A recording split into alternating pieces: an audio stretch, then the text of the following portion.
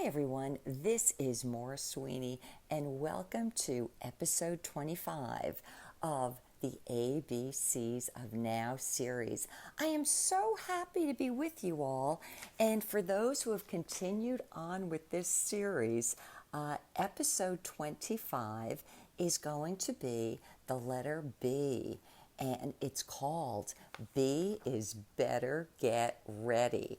You can hear the excitement and the enthusiasm in my voice, and probably like so many others among this series of episodes, you'll find yourself going on a little bit of a ride with me, and you can hear the excitement or the enthusiasm or the hope in my voice, and I hope that that is a big thing that's conveyed.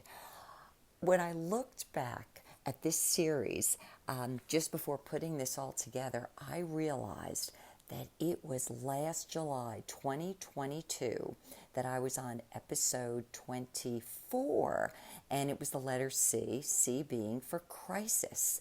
And I've done a few since then that were like not letters, they were in between podcasts, but I was almost aghast to say, I can't believe how long this process has taken.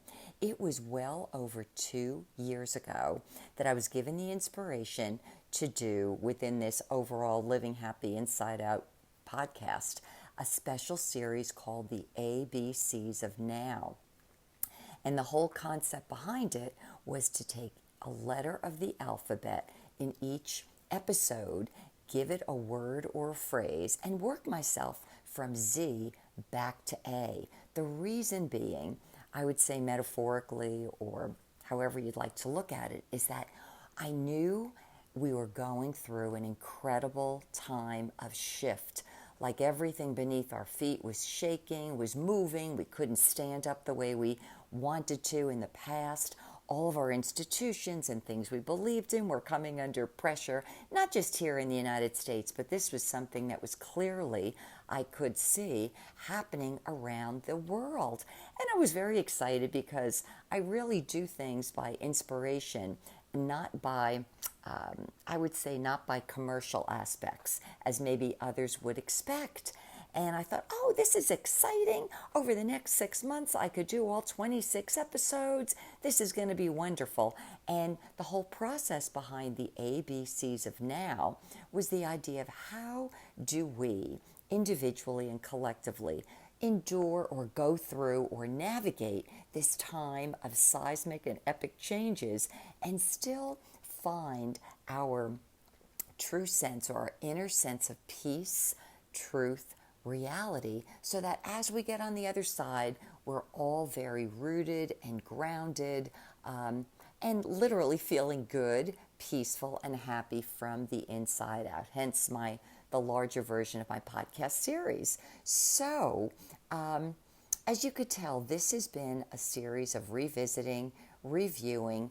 I've even thought about it as unraveling and undoing a lot of the concepts we've all been taught, generally externally, and it could be from so many different ways. And to find out, as we revisit these various words and concepts, each identified by a letter of the alphabet, to find out what's really enduring, what can last, what can we take into this new era. So here we go. Thankfully, finally, and quite excitedly, we're at episode number 25, and I think even that number 25 is a really big thing for me, perhaps for some of you who've been listening, and the words B is better get ready. Now, this thing I had to wait for not only the expression or the word, but also the content. And I'll tell you, as I was kind of preparing a couple of notes, I thought, oh my gosh, don't tell me this thing is going to take me forever to get through. But hopefully you will enjoy it without it being too long. The big thing is I'm hoping that it will be something that speaks to you and your heart. Something that obviously is not going to be identical to what my stories are, but there will be something that will brighten the light within you of hope, of truth, and I want to say something else, of love and life, as in hope. hope for the future, brightness, etc. So here's what I'm going to do is a quick summary, and then I'm going to attempt to get through it with ample time given where it needs to be, and also not taking forever to say what apparently I've been given. The first thing I'm going to open up with is an observation from my daughter when she was in college. Then I'm going to share a personal story of reference. I'm next going to give you a song that I heard, or let's say reheard, as part of the content that actually gave me the inspiration for this episode. B is for Better Get Ready. I'll provide the lyrics, and if you hear the lyrics today in light of this older song, I think you're going to hear it from a totally different perspective, and one that's exciting. I'm going to give you another song that came up into my memory banks, and it was popularized during the 1960s, but the lyrics are actually from ancient times. And I'm going to tell you, I believe that they have tremendous meaning for all of us today. Almost next, I'm going to give you a postscript to my personal story, followed by the age or era that I spoke about earlier, one that we're leaving and one that we're entering into. And what am I going to do? Last but not least, I'm going to give you postscripts and lyrics to another song that just came to me this morning as I was probably washing the coffee pot. So a lot of songs, a lot of time periods that they are going to speak to, and where we might have heard some of these things in the past, I believe there's a greater message on a larger scale to be heard from them today. So again, sit back. I invite you to take from this only those things that register and resonate as real, as truthful, and as peaceful and hopeful to you. Because if you listen to me and you think that I know everything, then that sort of undermines the entire purpose of my whole podcast series, and really my whole life, which is encouraging myself and others to live happily from the inside out, as in from interior heart space and not from the exterior world that we live in. We all know it's far from perfect. So let's get moving. B is for Better Get Ready. All right. The observation from my daughter. When our daughter was in college, she was up in Boston. She called me one afternoon at kind of an odd hour. She must have just gotten out of a class. And she said, "Mom, have you ever heard of something called Stockholm Syndrome?" I said, "No, Kaylee, doesn't sound familiar." And I think the class that she was in was a psychology class. And I think I've mentioned before, I've never had a psychology class before. So she said, "Well, Mom, they covered this particular thing called Stockholm Syndrome in class today." And she said, "I kept thinking of you." She said, "You might want to look it up." And I said, "Well, I will." I was very curious. I'd never heard of it before. I'm going to share with you today what I learned then as well as now. Stockholm Syndrome was let's say, a psychological term that was developed soon after an event that took place in 1973 in Stockholm, Sweden. Now, apparently, it created a very curious outcome. And from that, there must have been psychologists that were able to develop a series of thoughts and beliefs and maybe some ways around it. But let me tell you what it was. In 1973, 4 employees of a bank were held hostage in that bank's vault for a total of 6 days. They were people that had apparently come in. They were bank robbers, and in the process of robbing the bank, had held these people hostage. Now, the thought of being inside a bank vault is kind of scary at the very least. But here's the interesting part of it, and this is where the idea of Stockholm Syndrome came about. When the authorities arrived, the hostages had somehow developed a psychological bond with their captors. Somewhere, somehow, emotional bonds developed between the captors and the captives. And in the case of this Stockholm banking robbery, the hostages, when later invited to come and speak at court against what had happened, defended their captors once released. They said they wouldn't even agree to testify in court against them. So rather than seeing their captives or their captors as the people that held them in that bank vault, they had developed such a strong emotional bond that they were defending them, supporting them, and I would even say a better way, they were protecting their captors. So that's what I learned from my daughter when she was in college. The next thing I want to share with you is a reference to a personal story. Now, I'm going to mention to you that the last time that I did an episode in this C is for Crisis, and again, I can only do them as I get them. Oddly enough, the timing happened to deal with Roe versus Wade that was taking place in our country, and I was like, don't tell me I have to talk about this. C being for crisis, and I was reminded of something of a crisis I went through as a very small girl.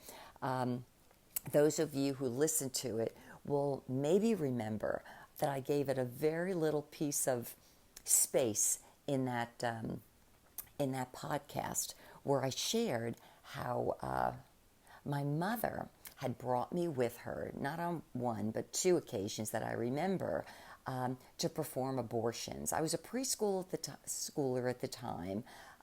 She was going to perform abortions on a cousin who must have been particularly fertile. I'm not sure.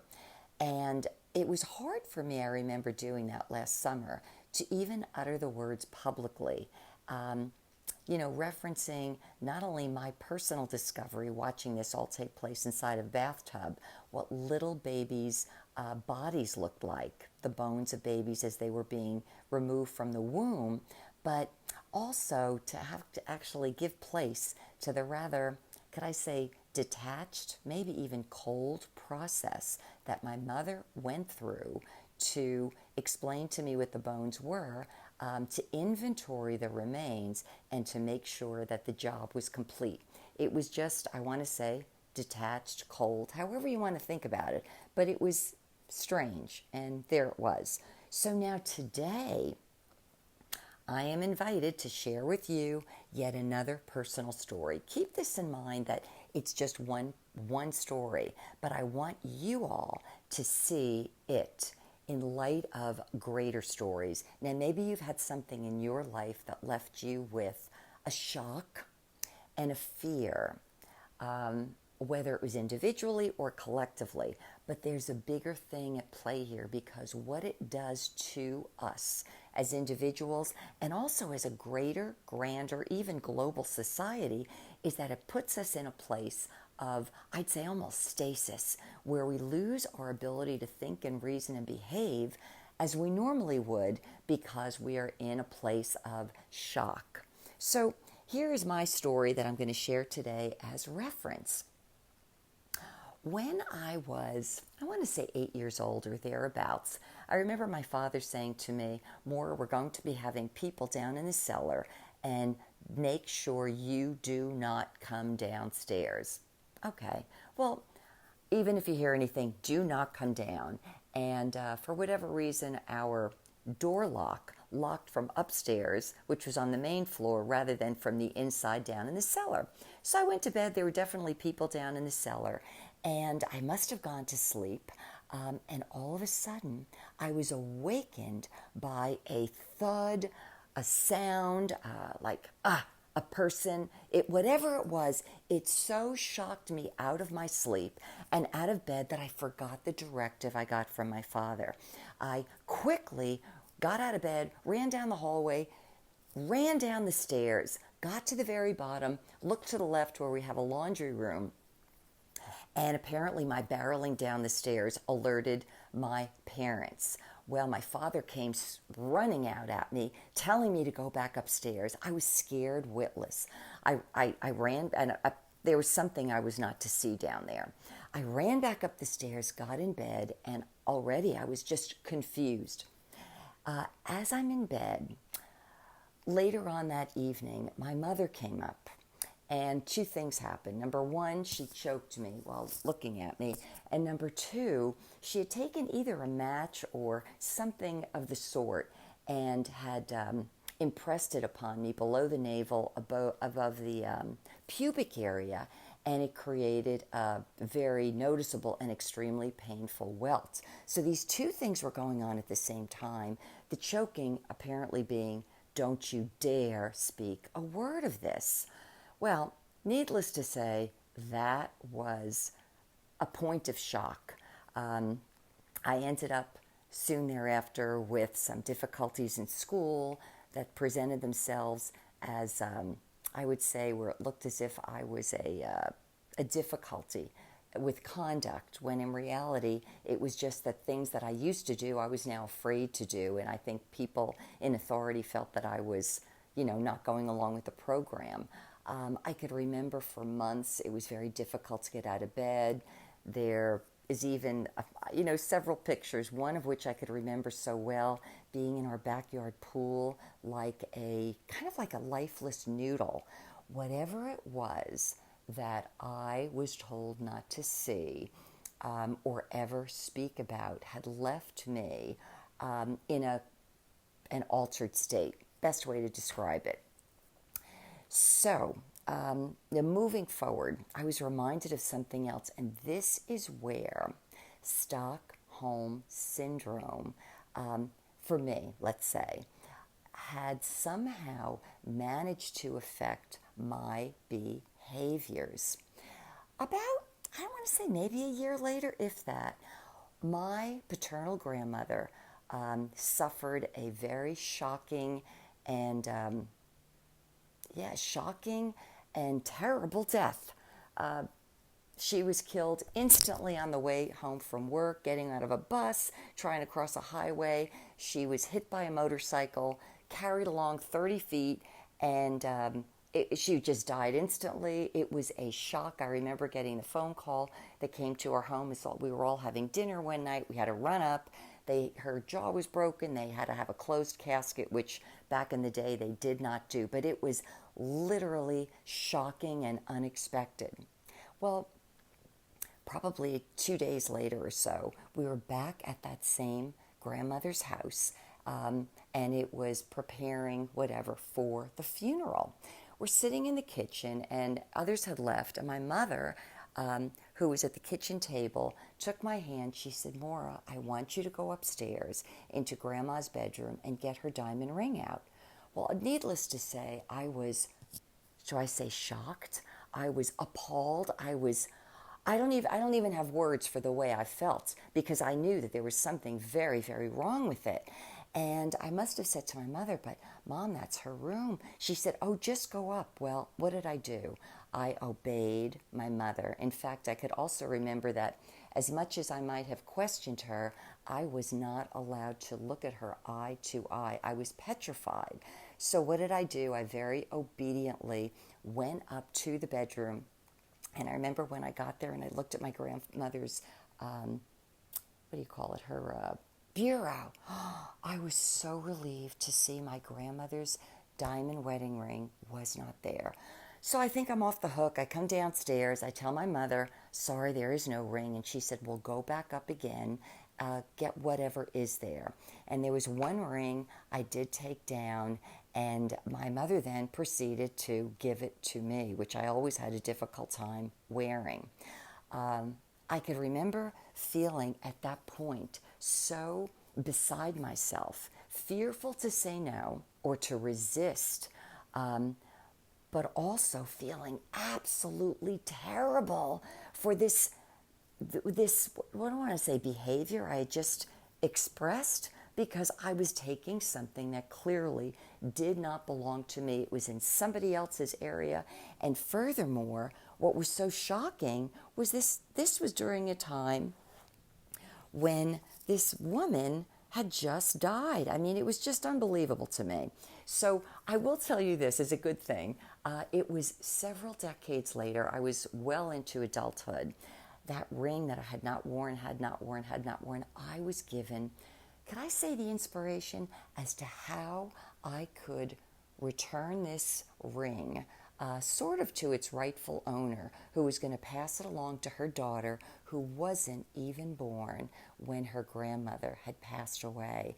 And I found a nice diplomatic way of passing it along as a gift. And I'll tell you, I felt so good to be able to do it. And I hope my grandmother's granddaughter thoroughly enjoys wearing that ring. It's a wonderful memory of a grandmother she never met. Okay, so that is apparently my story of Stockholm Syndrome. And whether you talk about the people who lived in Stockholm or were being held captives to the people that put them in a bank vault, or you're talking about me and the years I went through of, I would say, fear, but also, let's say, protecting, covering, making allowances for an individual who, at some level, had held me captive. I could say as a small PS that even to this day, I could look down and I still have the remains of the welt from that era. But I'll share with you that soon thereafter, there were people that did come through the house.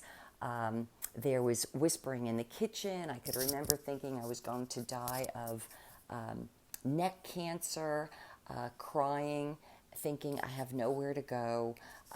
It wasn't the last time in my life that I actually felt that if I did one thing wrong, I would be out on the street.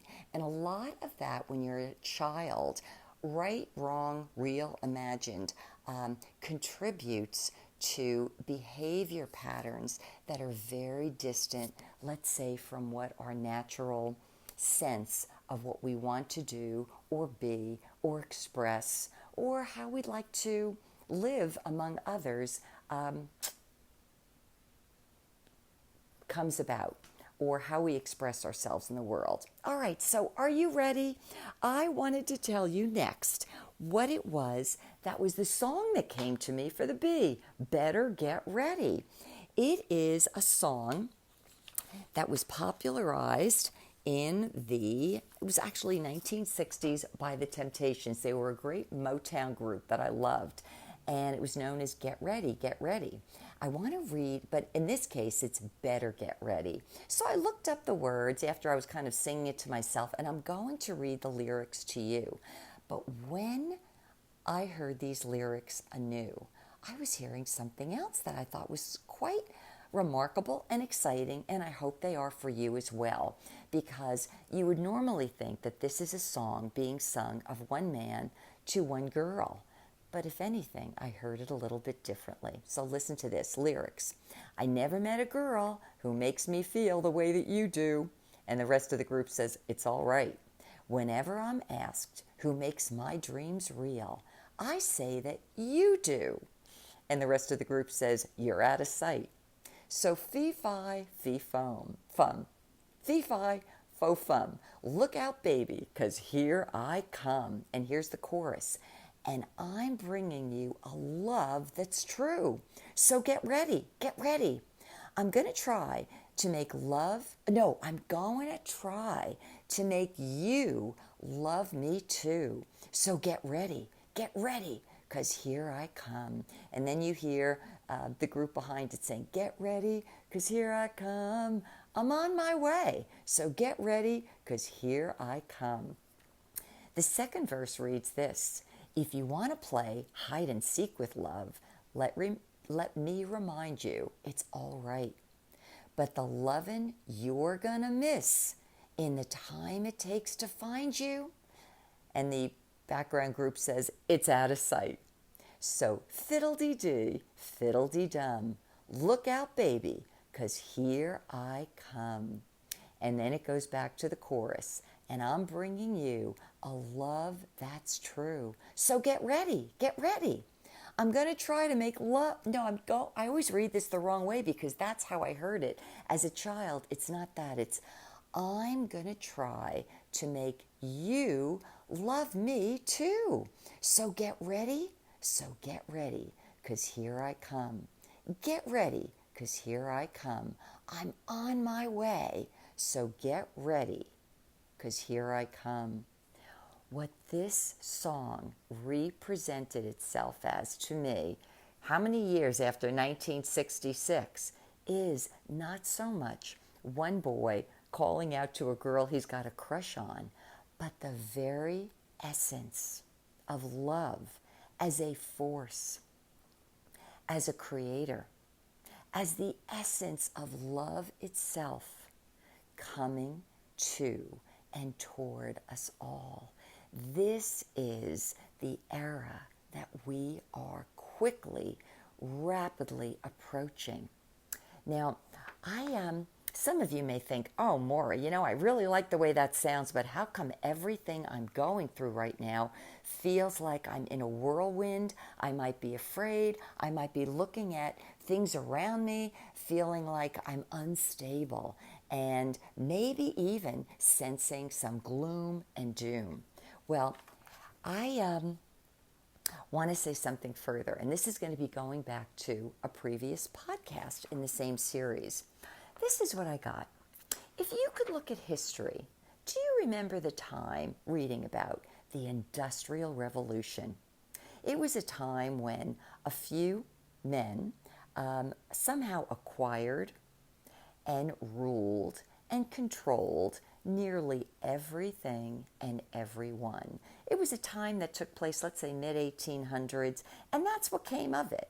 Well, that's an era, and I want you to think about that. It had a beginning, it grew and grew and grew and grew, and then now I'm just reminding that at some point there was a breaking up of monopolies, so some of these major players had to share a little bit of the wealth. But I want you to think about something going from like an era of industrial revolution to a brand new era that I want to refer to as human evolution. Think about that. Human evolution. If our last era had everything to do with technology and industrialization and getting people to work in factories harder and harder and harder as you had taskmasters above, this next era that we are quickly all collectively and individually moving into is human evolution, which reminded me too of episode 23 in this series. And I invite you to go back to it. It was called D is for Destruction.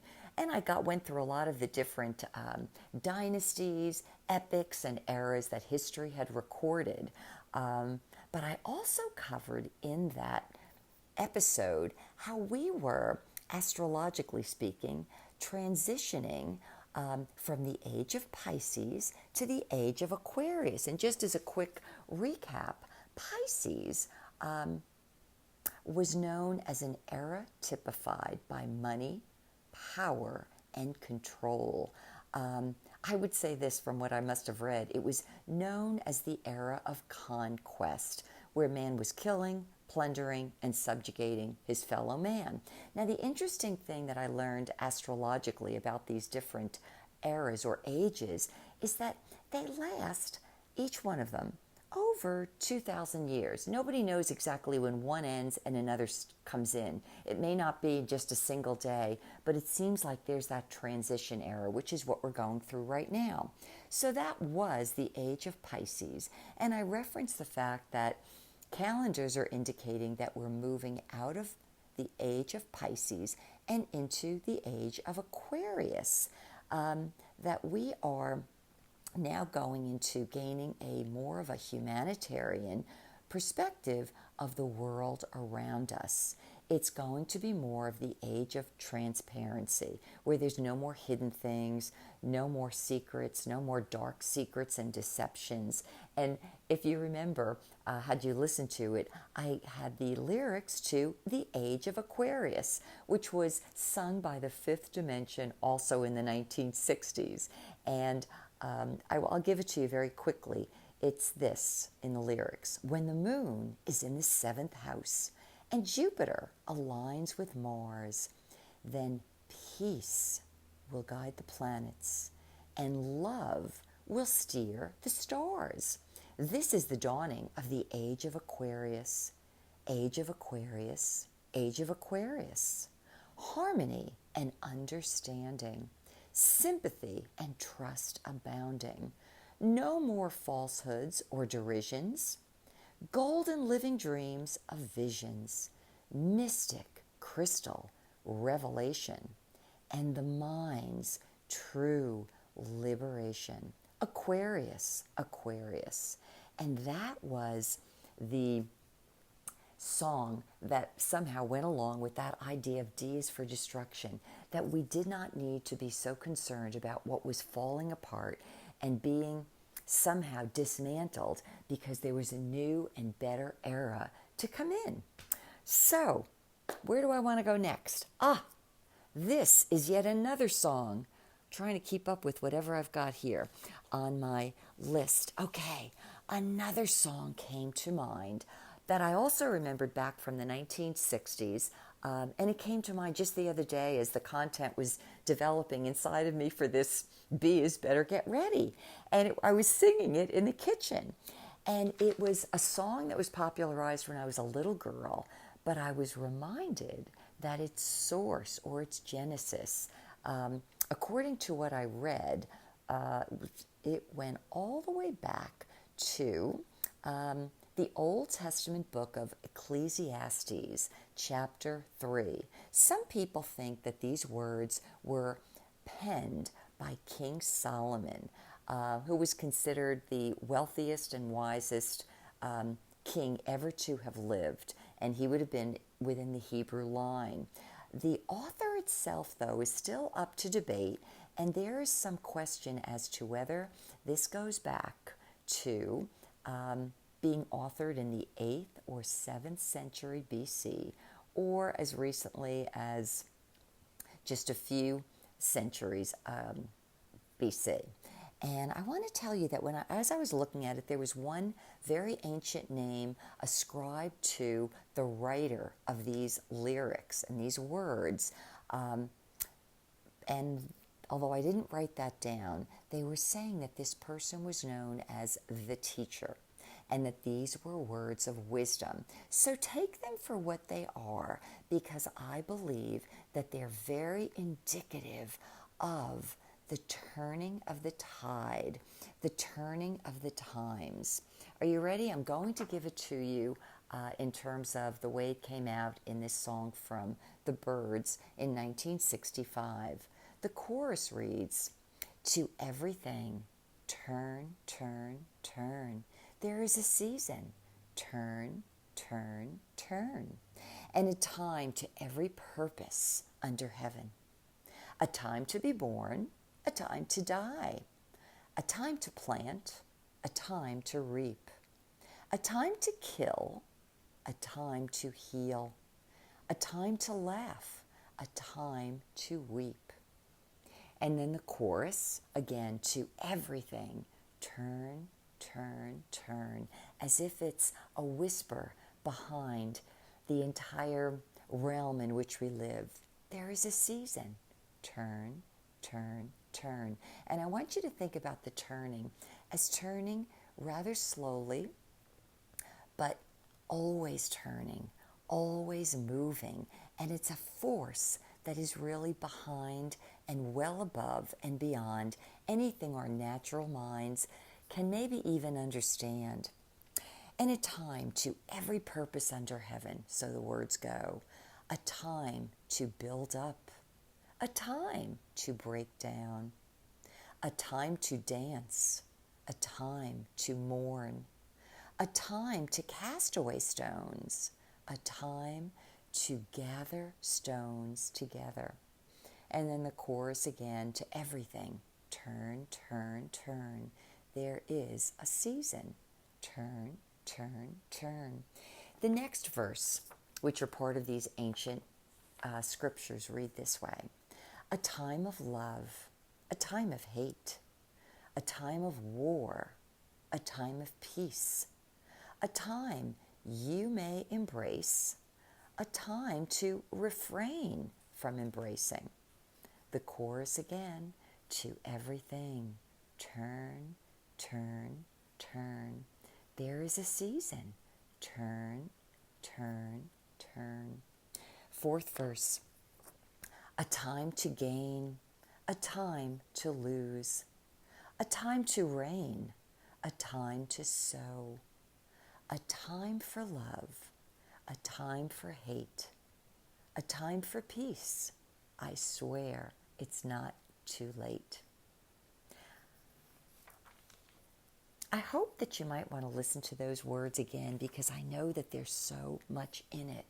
We are truly in a time that is much larger than we are. If you could think of ourselves being on a planet and then you look at the stars in the sky and you look at what's beyond and well beyond the realm of the stars, things that we cannot conceive of, there is a time for turning where all things come around and come back, let's say, to their beginnings again. I want to give you maybe a postscript, if I could call it that, to my personal story of being caught in that Stockholm Syndrome. And it has to do with my mother's memorial service.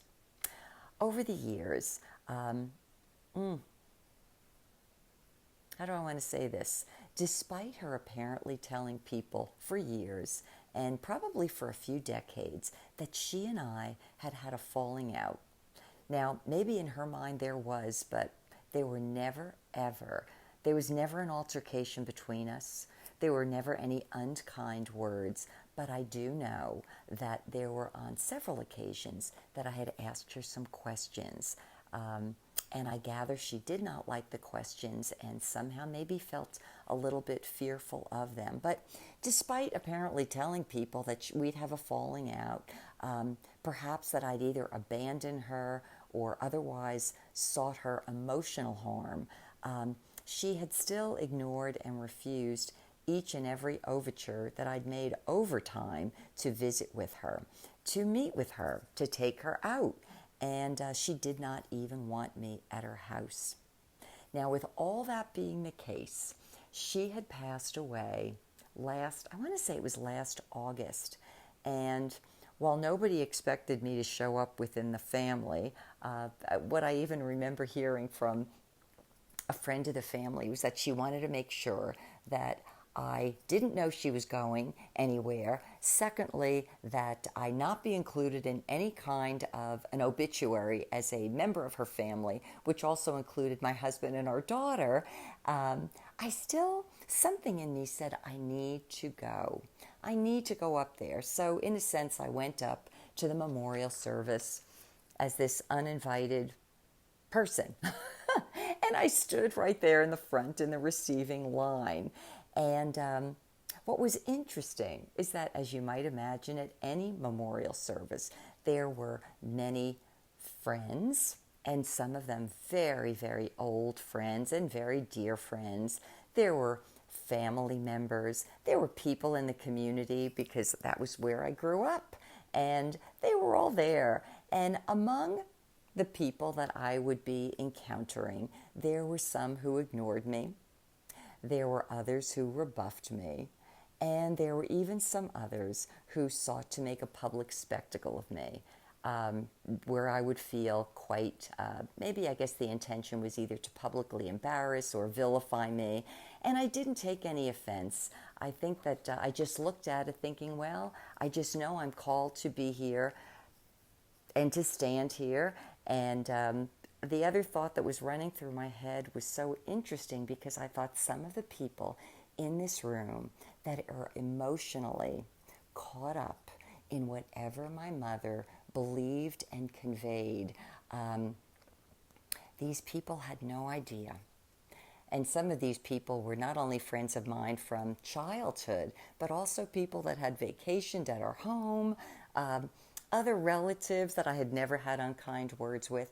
What I remember thinking to myself is some of these people have absolutely no idea that behind closed doors, these were some of the very people I was defending and advocating for with my mother, for either her forgiveness of them, her lack of judgment toward them, and the 25 years or so that I had been could I say, an ongoing voice of love, of understanding, of forgiveness, and could I even say, like, maybe a better way of living where you could appreciate those around you and just kind of keep loving and keep living. And again, they were apparently not received. So that was the PS. And I don't know, you can't see my face through this podcast, but I hope you know it is a smiling face. And I don't know what this means, but for some reason it's coming back to mind.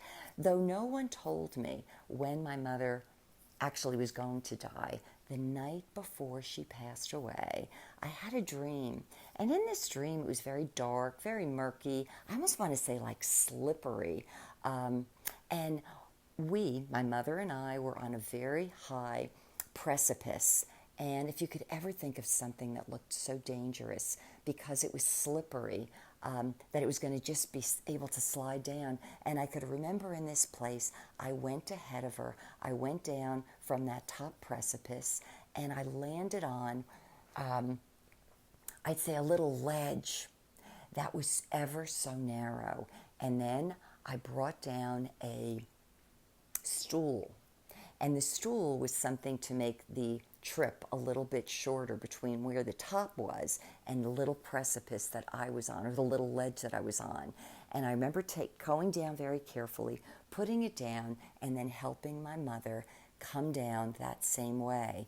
The whole purpose being that there was a huge cavernous drop right beyond it.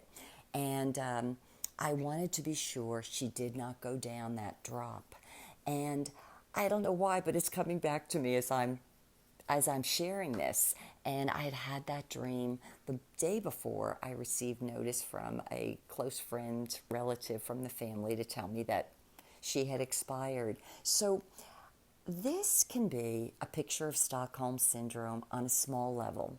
It could be a picture of Stockholm Syndrome on a national, on a cultural, on an international level. And it affects us all in ways we sometimes are so frightened of, and we're so caught off guard by, that we can't always see our way through. I'm going to tell you, I was very, very fortunate, let's say, when I was just starting school, to have sat on my late grandfather's lap. And when I did, he invited me to listen to his heart. And I never forgot it. And fortunately, it's remained with me. It was listening to his heart that day. And I had never heard a heartbeat. It was so huge and so all-encompassing. It was like, I don't want to say a gong having gone through my entire being, but it was literally transporting me into what I could only call the heart of a Father God, the heart that loves every single created person like his very own, and saw each and every one of us so dearly, so belovedly, so equally, and with such care. The heart that I found myself in was one that was so incredibly appealing. I never wanted to leave because it was literally being transfixed and transferred into another realm that really goes beyond anything we know. And it was clearly the heart of a creator. And I could tell you, I saw him as a great father in heaven. Now, depending on your background or where you come from, maybe there's some people that don't like their father, but that was how I saw it, this great grandfather of us all, who loved us all, who watched over us all, who was unbelievably trustworthy, and who also wanted all of us to know him. I'm so grateful for that moment in time because I never forgot the heart, the beating heart of love. And it was through a lot of the places I've been in my lifetime that I never lost sight. I can't even say sight. Maybe I never lost hope or belief in the experience that I had as a very young child, even before I could have been, let's say, taught any form of methodology or anything else about life. I felt that that was important to leave with you. And the other thing, too, for those of you who may know of me as the ambassador of happiness, some people would look at me and think, oh, you know, this girl, she's had such a wonderful life. Everything is so great. She's just popping up roses everywhere she goes.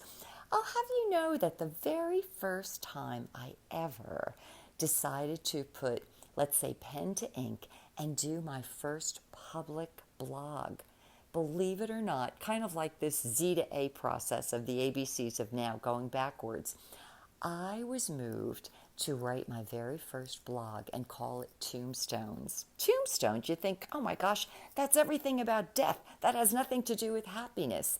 And in it, I must have been riding my bicycle, ended up at a cemetery, and I noticed that on all of the headstones, you know, you get the person's name, you get the day they were born, the year they died, and usually there's only room for a few words of reference point after that. And I remember looking at it and thinking, how do I want to be remembered? And my Tombstones blog, by the way, was actually kind of fun and humorous. But I found that day as I asked myself that question, how do I want to be remembered? The answer came up to me immediately. There were only 2 words, which would fit very nicely on a tombstone, by the way. It was this: she loved. And I remember thinking, you know what? I could care less if people even know my name. But what I do care about is that wherever I was, whatever I left behind, people would remember having felt loved. So that is the culmination of episode 25 of the ABCs of Now. I hope that you will take some of this, let it roll around inside of you, and give it some thought. Again, for anything that resonates as your truth, I tell you to take it. For anything that gives you this feeling of love, I encourage you to accept it. And this morning, finally, see, this is what happens. I think I'm done and I'm not. I think I was washing the coffee pot, and all of a sudden I hear a song coming out of me, and I thought, oh my gosh, I think we used to all sing this in music class in elementary school. But I was moved to look it up and look into its genesis. The lyrics of the song go like this: she'll be coming round the mountain when she comes. She'll be coming round the mountain when she comes. She'll be coming round the mountain, coming round the mountain, coming round the mountain when she comes. Now that was only one verse. I looked up the genesis of that song, which is very old, goes back to the West Indies. And when I looked up what it was all about, it was unbelievably exciting. I don't know what you think. I don't know what you know. But what I want to share with you is everything I feel in my heart. You know what's coming up around the mountain for us all? It's love. I hope for each and every one of you, you're ready to greet it, ready to meet it, and ready to embrace it. This has been Maura with More for You. Bye-bye.